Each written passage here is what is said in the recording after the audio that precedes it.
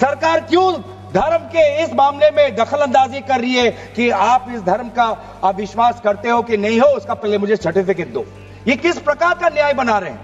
ना ही वक्फ बोर्ड किसी धार्मिक स्थल की व्यवस्था में कोई भी तरीके से हाथ डालने का प्रावधान है।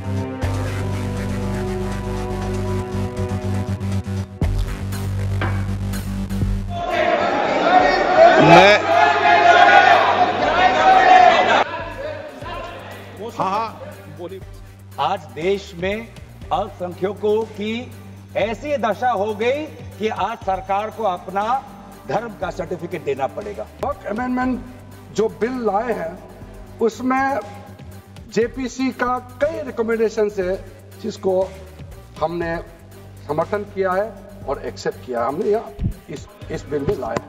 इसलिए बोलना कि जेपीसी का आपका कमेटी का बात को माना ही नहीं है, आपका कमेटी का बात नहीं सुना गया है, वो गलत बात है सर। इसके बाद जो पूरा ये सारा व्यवस्था देखने के बाद सबके मन में उम्मीद जागेगा।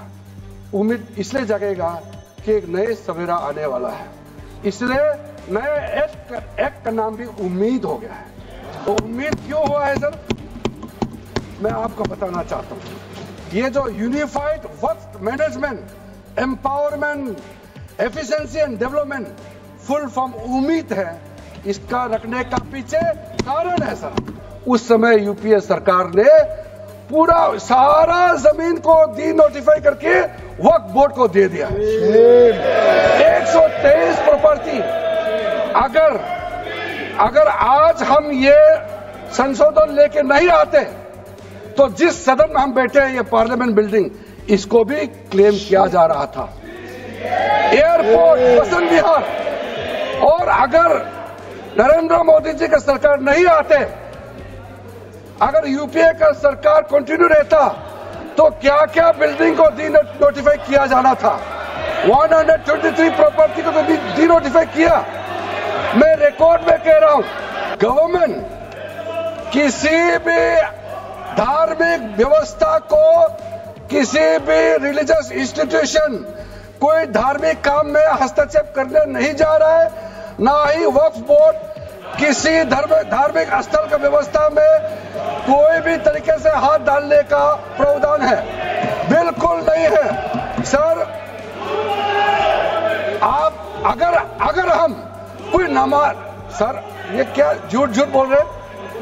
ये कॉन्स्टिट्यूशन, हम कॉन्स्टिट्यूशन का प्रावधान पढ़ रहे हैं, फिर भी झूठ बोल रहे हैं। ये कॉन्स्टिट्यूशन को नहीं मानते हैं सर।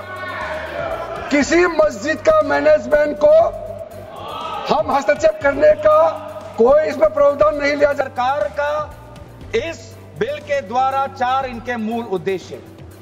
पहला मूल उद्देश्य है कि संविधान को कमजोर करना, टू डाइल्यूट द कॉन्स्टिट्यूशन। इनका दूसरा उद्देश्य है भ्रम फैलाना, to defame the minority communities of India. इनका तीसरा उद्देश्य है to divide the Indian society. हमेशा हमारे बीच में एक लिटिगेशन चलता रहे, मसला और बढ़ता जाए, ये उनका उद्देश्य है। और चौथा इनका उद्देश्य डाइल्यूट, डिफेम, डिवाइड, और चौथा इनका उद्देश्य है to disenfranchise the minority communities.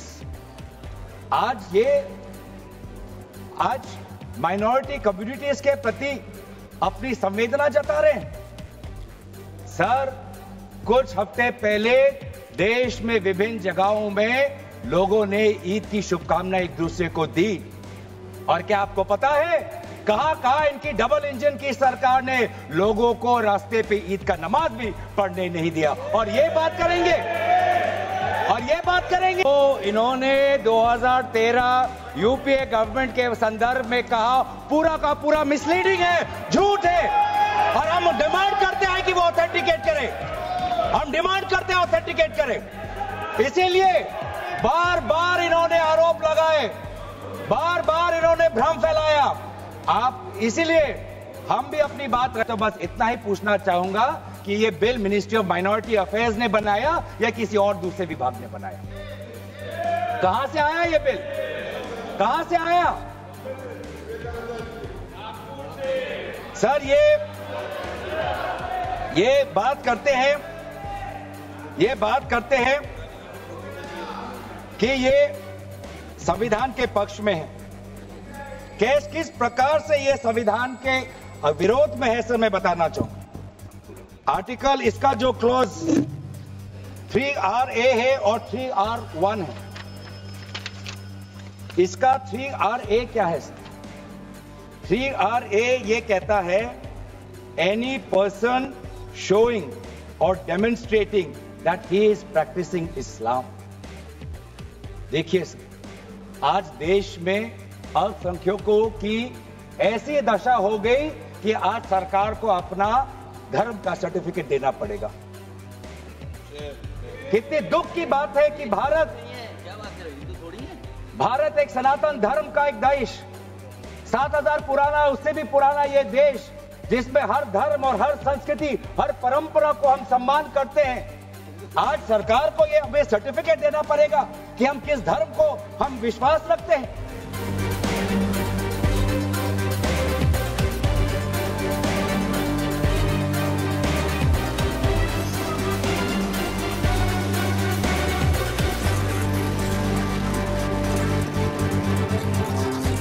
If you like this video, then like, share and subscribe to Mirror Now.